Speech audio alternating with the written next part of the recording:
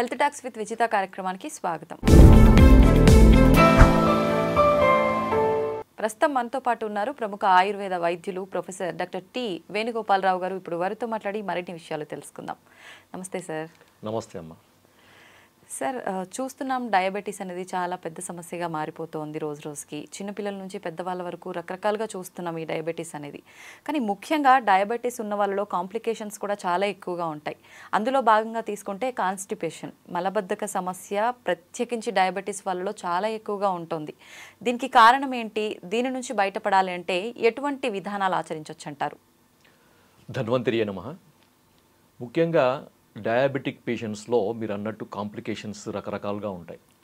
వాటిల్లో chronic diabetics అంటే sugar వచ్చి ఒక 10 సంవత్సరాలు దాటిన పేషెంట్స్ మనం క్రానిక్ డయాబెటిక్స్ లాగా భావించవచ్చు. దీర్ఘకాలంగా డయాబెటీస్తో బాధపడే వాళ్ళు. అటువంటి వాళ్ళలో 100లో 60% మందికి మలబద్ధత సమస్య అనేది ఒక కాంప్లికేషన్ లాగా ఉంటుందన్నమాట. ఆల్మోస్ట్ హాఫ్కి పైన ఈ సమస్య ఉంటుంది. కాకపోతే ఏంటంటే చాలా మంది దీనికి ఏదో రకరకాల చిట్కాలు, గృహ వైద్యాలని, చిన్న చిన్న రెమెడీస్ అని, లేదంటే ఏదో చూర్ణాలని, లేకపోతే ఇంకేదో టాబ్లెట్స్ అని రకరకాలుగా వాడుతుంటారు.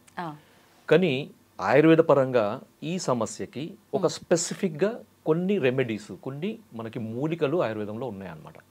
సో ఆ సమస్యకు తగిన విధంగా మనము మందు వాడితే ఈ సమస్య నుంచి బయటపడవచ్చు. ఇది ఎలా ఉంటుందంటే మీకు చిన్న ఎగ్జాంపుల్ చెప్తాను.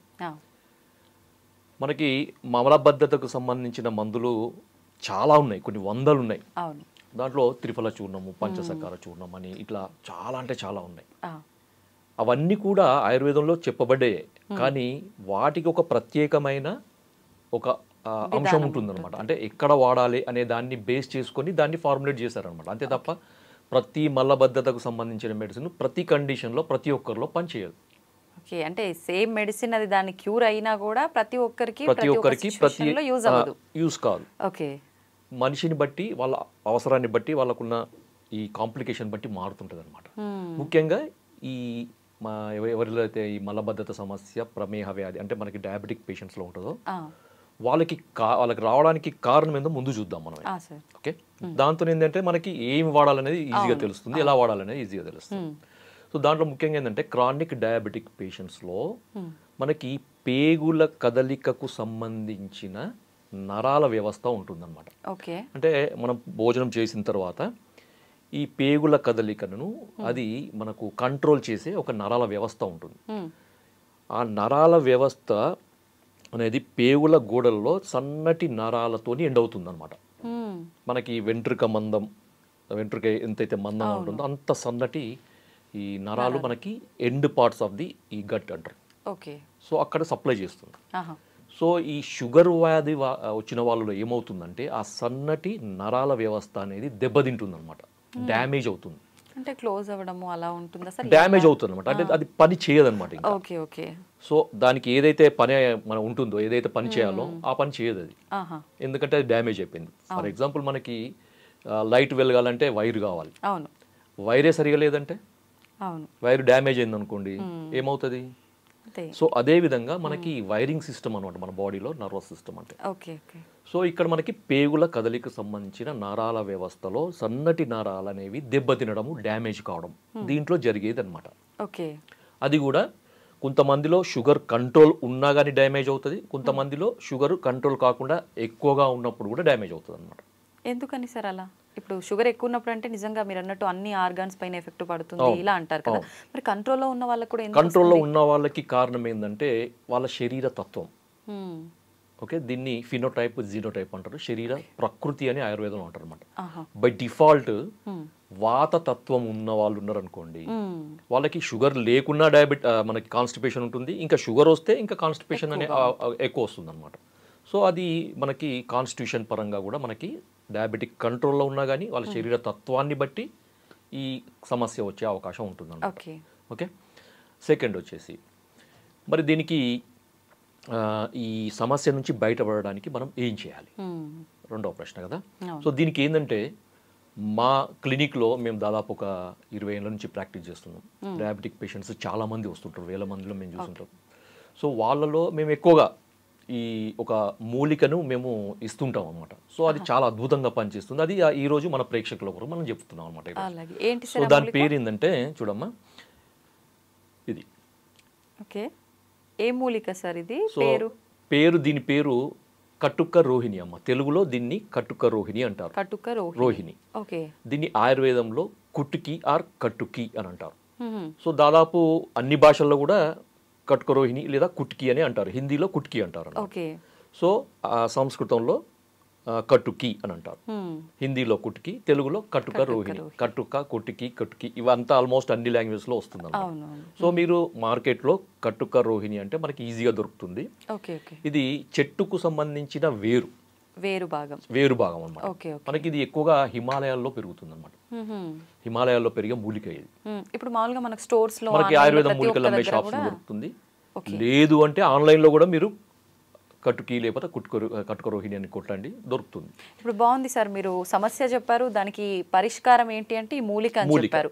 మరి ఈ మూలికను తీసుకొచ్చాము, దీన్ని ఎలా ఉపయోగించాలి? తప్పకుండా అది ఎట్లా అంటే మీరు మామూలుగా మీరు మార్కెట్లో తీసుకొచ్చింది కానీ లేకపోతే మీరు ఎక్కడి నుంచి తెప్పించుకున్నది కానీ దీన్ని పొడి చేసుకోవాలమ్మా. పొడి చేసుకోవాలంటే మీరు మామూలుగా ట్రెడిషనల్గా దంచి కానీ రోట్లో వేసి దంచి వస్త్రగాలితం పట్టి పొడి చేసుకొని స్టోర్ చేసుకోవచ్చు.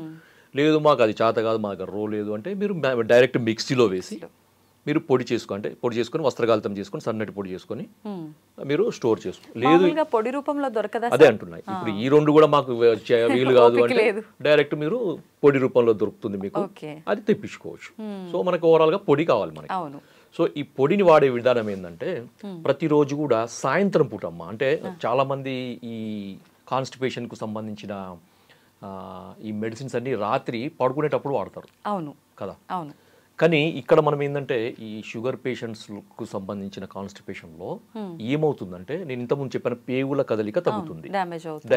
నరాల వ్యవస్థ దెబ్బతినడం వల్ల పేగుల కదలిక తగ్గుతుంది. తగ్గడం వల్ల పేగుల కదలిక చాలా స్లోగా అవుతుంది అనమాట. స్లోగా కావడం వల్ల ఏమవుతుందంటే మనకు ఫీసిస్ మలం అంటారు కదా, ఎక్కువసేపు పేగులలో ఉంటుంది. దాంతో ఏమవుతుందో దాంట్లో ఉండే వాటర్ అంతా అబ్జర్వ్ అవుతుంది అనమాట. అబ్జర్వ్ కావడం ఏమవుతుంది, అది గట్టిగా అవుతుంది, హార్డ్ స్టూల్స్ అంటారు కదా. సో ఈ హార్డ్ స్టూల్స్ వల్ల వీళ్ళు మోషన్ పోవడానికి చాలా ఇబ్బంది పడుతుంటారు. సో బలవంతంగా ముక్కాల్సి వస్తుంది. కొంతమందికి బయటికి వచ్చినా కానీ ఇది హార్డ్ ఉండడం వల్ల ఏమవుతుందంటే అక్కడ ఉరుచుకుపోయినట్టు బ్లడ్ కూడా పడుతుంది అనమాట. కొంతమందికి అక్కడ తట్టుకొని పోతుంది. తర్వాత కొంతమందికి ఇన్కంప్లీట్ సెన్సేషన్, మోషన్ పోయినా కానీ ఇంకేదో మిగిలిపోయినట్టు సెన్సేషన్ వస్తుంది. ఇవన్నీ కూడా ఈ డయాబెటిక్ కాన్స్టిపేషన్ ఉండే లక్షణాలు. కొంతమందికి ఇంకా ఎట్లుంటుందంటే ఇంకా కొంచెం ఎక్కువ ఏజ్ వాళ్ళంటే 70-75+ ఇయర్ వాళ్ళలో ఈ కాన్స్టిపేషన్ చాలా ఏళ్ళ నుంచి ఉండి ఇబ్బంది పడుతున్న వాళ్ళు ఏమవుతుందంటే ఈ ఉండల్లాగా తయారవుతుంది అనమాట మళ్ళీ. సో వేలు పెట్టి బయటికి తీయాల్సిన పరిస్థితి. కొంతమందికి 2 రోజులకు రాదు, 3 రోజులు, కొంతమందికి 4-5 రోజులు, కొంతమందికి వారం వరకు కూడా మోషన్ బయటికి రాకుండా ఉంటుంది అనమాట. సో ఇలా జరుగుతుంది మనకి. చాలా ఇబ్బంది పడుతుంటారు. వాళ్ళకి ఆయాసం రావడము, తర్వాత భోజనం చేయాలంటే తినాలనిపించదు, పొట్ట ఉబ్బరం లాగా ఉంటుంది, తర్వాత కొంచెం తిన్నా కానీ కడుపు నిండినట్టు ఉంటుంది. అంత చాలా ఇబ్బందికరంగా ఉంటుంది. ఎందుకంటే డ్రైనేజ్ సిస్టమ్ అమ్మ, సింపుల్ గా డ్రైనేజ్ సిస్టమ్ సరిగా లేకపోతే ఒక్కసారి డ్రైనేజ్ క్లీన్ అంతే. డ్రైనేజ్ కరెక్ట్ గా ఉంటే మొత్తం డిటాక్స్ అవుతుంది బాడీ. డిటాక్స్ ఏంటంటే బాడీ యాక్టివ్ అవుతుంది. వరకేనా అంతే, వీళ్ళకనే కాదు. సో ఇక్కడ కుట్టికి ఏం చేస్తుందంటే ఈ కటుక రోహిణి నేను చెప్పాను కదా, దీన్ని వాడే విధానం ఏంటంటే సాయంత్రం పూట వాడాలి. ఉదాహరణకి లంచ్ ఒక 2 o'clock చేస్తారు, డిన్నర్ ఒక 7 o'clock చేస్తారు అంటే మీరు తీసుకోవాల్సింది ఒక 4 to 5 మధ్యలో తీసుకోండి. డిన్నర్ కి 2 గంటల ముందు, లంచ్ కి 2 గంటల తర్వాత, ఈ మధ్యలో తీసుకోవాలన్నమాట. సో దీన్ని ఒక టీ స్పూన్ పొడిని ఒక పావు కప్పు గోరువెచ్చని నీళ్ళలో కలిపేసి తాగాలి, అంతే. కానీ చాలా మంది ఇబ్బంది పడేది ఏంటంటే ఇది చాలా చేదుగా ఉంటుందమ్మా, చాలా చేదుగా ఉంటుంది. అయినా తీసుకోవాలి, కళ్ళు మూసుకొని తీసుకోవాలి, ముక్కు మూసుకొని కళ్ళు మూసుకొని తీసుకోవాలి, తప్పదు. దీనివల్ల బెనిఫిట్స్ ఏంటో చెప్తాను నేను. ఎందుకంటే కటుక రోహిణి మనం ఎందుకు ఇస్తున్నాము ఈ కండిషన్లో అంటే ఆయుర్వేదంలో కటుక రోహిణికి ఒక స్పెసిఫిక్ యాక్షన్ చెప్పారనమాట. సో భేదితం పిండిత మలానాం అంటే గట్టిపడ్డ మలాలను సాఫ్టెన్ చేస్తుంది ఇది. సో ఆ లోపల ఉన్న హైడ్రేషన్ అంటే వాటర్ లాగకుండా చేస్తుంది ఇంటెస్టైన్స్లో, చేసి లోపల ఉన్న ఈ ఫీస్ మలానికి మెత్తబడేటట్టు చేస్తుంది అనమాట. వాళ్ళు మోషన్ పోవడానికి చాలా ఈజీ అవుతుంది, ఎక్కువ స్ట్రెయిన్ లేకుండా పూర్తిగా అది తగ్గుతుంది. ఇంకొకటి ఏంటంటే కట్కరోహిణి చాలామంది చాలా అంటే ఆయుర్వేద వైద్యులందరికీ తెలుసు కట్కరోహిణి అనేది లివర్కి సంబంధించిన మందు అని. ఎందుకంటే లివర్లో ఉండే లివర్ యొక్క ఫంక్షన్ కూడా ఇది రిస్టోర్ చేస్తుంది అనమాట. కొంతమందికి లివర్ ప్రాబ్లం వల్ల కూడా కాన్స్టిపేషన్ రావచ్చు. ఓకే, డయాబెటీస్ పేషెంట్లో నరాలతో వల్లనే కాకుండా కొన్నిసార్లు లివర్ ప్రాబ్లం వల్ల కూడా రావచ్చు. నరాల వ్యవస్థ బాగానే ఉండి అలాంటి ప్రాబ్లం ఉన్న వాళ్ళకి కూడా ఇది వల్ల సెట్ అవుతుంది. ఎందుకంటే మనకు లివర్ ఫంక్షన్ టెస్ట్లో ఎస్జిపిటి, ఎస్జిపోటి అనే ఎంజైమ్స్ ఉంటాయి, లివర్ ఎంజైమ్స్. ఈ ఎంజైమ్స్ ఎలివేట్ అయినప్పుడు కూడా మనకి సైంటిఫిక్, ఇది నేను చెప్పేది కాదు, నా సొంతంది కాదు ఇది. సో ఇది సైంటిఫిక్గా ప్రూవ్ అయింది అనమాట. ఎస్జిపిటి, ఎస్జిఓటి లెవెల్స్ని ఇది రెడ్యూస్ చేస్తుంది, బిలియరీ సీక్రెషన్ని కంట్రోల్ చేస్తుంది, రెగ్యులేట్ చేస్తుంది. కాబట్టి ఇలాంటి సమస్య ఉన్న వాళ్ళు కూడా దీన్ని ఖచ్చితంగా వాడుకోవచ్చు. బిలియరీ సీక్రెషన్స్ కూడా మంచిగా చేస్తుంది. ఇంకొక అడ్వాంటేజ్ ఏంటంటే మనకి రీసెంట్గా జరిగిన మనకి ఈ సైంటిఫిక్ రీసెర్చ్లో తేలింది ఏంటంటే ఇది షుగర్ని కూడా కంట్రోల్ చేస్తుంది. కాంప్లికేషన్ కాకుండా షుగర్ ని కూడా కంట్రోల్ చేస్తుంది. అంటే అలా కంట్రోల్ చేయాలంటే సుమారుగా ఎంత కాలం నుంచి వాడుతూ ఉండాలి? రెగ్యులర్ గా వాడుకోవచ్చు, దీని వల్ల ఎటువంటి నష్టం ఉండదు. కొన్ని ఆయుర్వేద మూలికలు వాడేటప్పుడు బాడీ ఓవర్ హీట్ అవుతుంది, రెగ్యులర్ గా వాడకూడదు ఇలా చెప్తుంటారు కదా సార్, అలాంటి ప్రాబ్లం? అలాంటిది ఏం లేదమ్మా, అలాంటిది ఏమీ ఉండదు. హీట్ అంటే ఇది వేరే టాపిక్, అది నిజంగా చెప్పాలంటే హీట్ చేస్తుందా లేదా అనేది వేరే టాపిక్. ఎందుకంటే హీట్ చేయడం అనేది ఆయుర్వేద కొన్ని రకాల ఆయుర్వేద మందుల యొక్క లక్షణం. ఇప్పుడు మీరు మోటార్ బైక్ నడుపుతున్నారు, చల్లబడిపోయిందండి, అది స్టార్ట్ అవుతుందా? లేదు. అది కొద్దిగా హీట్ అయితేనే అది పోతుంది. అంటే ఒక మెటబాలిక్ స్టిమ్యులేషన్ అనమాట అది. ఆ మెడిసిన్ ఏం చేస్తుంది, మెటబాలిజాన్ని స్టిమ్యులేట్ చేస్తుంది అనమాట. స్టిమ్యులేట్ చేసినప్పుడు ఆ బాడీలో ఉండే టాక్సిన్స్ అన్ని డిటాక్స్ అవుతాయి. మనకి కణకణాల్లో పేరుకొని పోయిన మలాలు అంటారు, వాటిని బయోటాక్సిన్స్ అంటారు. ఆయుర్వేదంలో ఆమం అంటారు, సో ఆమదోషం అంటారు అనమాట. సో ఇవన్నీ టాక్సిన్స్, బయోటాక్సిన్స్ అన్ని రిలీజ్ కావాలంటే ఒక రకమైన ఫోర్స్ కావాలన్నమాట. ఆ మందు ఒక ఫోర్స్తో పోవాలి. ఊరికే ఏదో ఇట్లా మనం ఇది సైకిల్ తొక్కున్నట్టు తొక్కుని పోయే మందు మనకు వద్దు. మనకు బుల్లెట్ స్పీడ్తో పోయే మందే కావాలన్నమాట కొన్నిటికి. సో ఆ స్పీడ్తో పోయినప్పుడు బాడీలో ఉండే మెటబాలిక్ యాక్టివిటీ అనేది స్టిమ్యులేట్ అవుతుంది అనమాట. అప్పుడు వేడి చేసినట్టు అనిపిస్తుంది, బాడీ హీట్ అయినట్టు అనిపిస్తుంది, అంతే తప్ప అది నెగటివ్ కాదు. ఇప్పుడు ఇది మీరు వేడి నీళ్ళలో వేసుకొని ఈవినింగ్ సమయంలో తాగడం స్టార్ట్ చేయమన్నారు.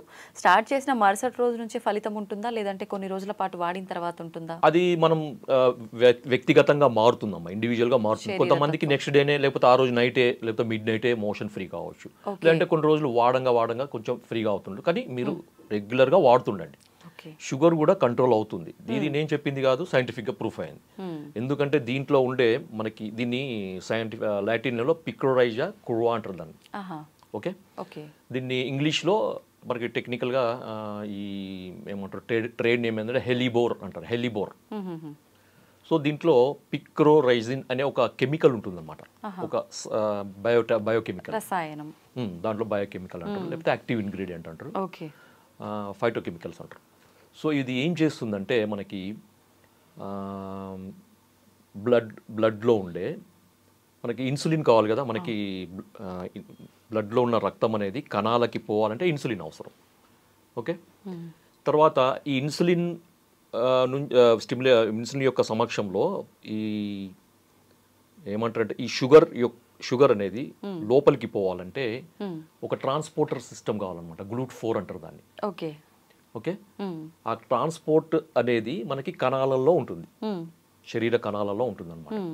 సో ఆ ట్రాన్స్పోర్ట్ ద్వారానే ఈ షుగర్ అనేది బ్లడ్ నుంచి లోపలికి వస్తుంది, లేదంటే బ్లడ్లోనే పేరుకొని పోతుంది. సో ఆ ట్రాన్స్పోర్ట్ సిస్టమ్ సవ్యంగా పనిచేయాలంటే ఇన్సులిన్ కావాలి. సో ఈ దీంట్లో పిక్రోరైజిన్ లేకపోతే కుట్కిన్ ఏం చేస్తుందంటే ఈ మన శరీర కణాలలో ఉండే ఈ GLUT4 ట్రాన్స్పోర్ట్ని సెల్ ఇట్లా ఉంటుంది కదా కణం, ఆ కణం యొక్క పొరకి చేరుస్తుంది అనమాట. దీన్ని ట్రాన్స్లోకేషన్ అంటారు అనమాట. అంటే మనకి గ్లూకోజ్ ట్రాన్స్పోర్టర్స్ని ట్రాన్స్లోకేట్ చేసే యాక్టివిటీ ఉంది. కాబట్టి ఏంటంటే రక్తంలో ఉన్న షుగర్ అనేది సెల్ లోపలికి వస్తుంది, మన శరీర కణాలలోకి వస్తుంది, దాంతో రక్తంలో ఉండే షుగర్ తగ్గుతుంది. ఓకే ఓకే, అర్థమైందా? ఈ రకంగా డయాబెటీస్ కూడా ఈ కంట్రోల్ రకంగా మనకి 2 రకాల బెనిఫిట్స్. అవునవును. కొంతమందికి షుగర్ కంట్రోల్ లేకపోవడం వల్ల నరాలు డ్యామేజ్ అయ్యి కాన్స్టిపేషన్ రావచ్చు. అలాంటి వాళ్ళకి షుగర్ తగ్గిస్తుంది, కాన్స్టిపేషన్ రిలీవ్ చేస్తుంది, సేమ్ టైం రెండు తగ్గిస్తుంది. లేదు మీకు షుగర్, మీకు కాన్స్టిపేషన్ లేదు, కొంతమందికి డౌట్, ఇప్పుడు వీడియో చూసే వాళ్ళకి చాలా డౌట్లు వస్తాయి. సార్ మా కాన్స్టిపేషన్ లేదు, మీరు ఇది షుగర్ కూడా బాగా పనిచేస్తుంది అన్నారు కదా, ఇది మేము వాడచ్చా? తప్పకుండా వాడచ్చు, తప్పకుండా. చిన్న పిల్లల్లో కూడా ఇప్పుడు షుగర్ ఉంటుంది, మలబద్ధకం సమస్య లేకపోయినా కూడా క్యూర్ అయ్యే ఛాన్స్ ఉంది కాబట్టి చిన్న పిల్లలకు కూడా ఇది ప్రతిరోజు ఇవ్వచ్చా? ఇది ఇప్పుడు చిన్న పిల్లలలో వచ్చే డయాబెటీస్ టైప్ 1 డయాబెటీస్ అంటారమ్మా, అది క్యూర్ కాదు. అది క్యూర్ కాదు, ఎందుకంటే అక్కడ ఇన్సులిన్ సిక్రెట్ చేసే ప్యాంక్రియాటిక్ బీటా సెల్స్ పూర్తిగా డ్యామేజ్ అవుతాయి, లేకపోతే అబ్సెంట్ అన్న ఉంటాయి. సో దానికి వేరే లేదు, వేరే ఆల్టర్నేటివ్ లేదు దానికి. సో దానికి కొన్ని రకాల టెస్టులు ఉంటాయి. ఒకవేళ మనకి ఏదన్నా ఉంటే తెలుసు, జెనెటికల్ రీజన్ కానీ లేకపోతే ఇంకేదన్నా ఆటో ఇమ్యూన్ రీజన్ కానీ ఏదన్నా ఉండొచ్చు కొంతమందిలో. కొంచెం ఇమ్యూనిటీ సంబంధించిన సెల్స్ అనేవి ప్యాంక్రియాటిక్ బీటా సెల్స్ని అటాక్ చేయడం వల్ల డ్యామేజ్ అయ్యే అవకాశం ఉంటుంది. సో అలాంటప్పుడు మనం కొన్ని రకాల ఈ యాంటీబాడీస్ని కంట్రోల్ చేసే మెడిసిన్స్ వాడడం వల్ల కొంతమందికి ఉపయోగం ఉండొచ్చు, కానీ బై బర్త్ జెనెటికల్గా వచ్చే వాళ్ళకి మాత్రం మనం ఏం చేయలేము. ఓకే సార్, ఇప్పుడు ఆయుర్వేదం అనగానే చాలా మందిలో ఒక అపోహ ఉంటుంది, పత్యాలు చేయాలి ఏం మెడిసిన్ వాడినా కూడా అని చెప్పి. ఇప్పుడు ఈ మూలికలు ప్రతిరోజు వాడమన్నారు, దీంతో పాటు మనం ఎవ్రీడే ఏదైతే ఫుడ్ తీసుకుంటున్నామో అదే ఫుడ్ కంటిన్యూ చేయొచ్చా, ఏదైనా స్కిప్ చేయాల్సి ఉంటుందా? ఏమి చేయాల్సిన అవసరం లేదు, మీరు రెగ్యులర్గా వాడే ఫుడ్ని అలాగే వాడండి. ఓకే, షుగర్ లేని వాళ్ళు కూడా వాడుకోవచ్చు దీన్ని.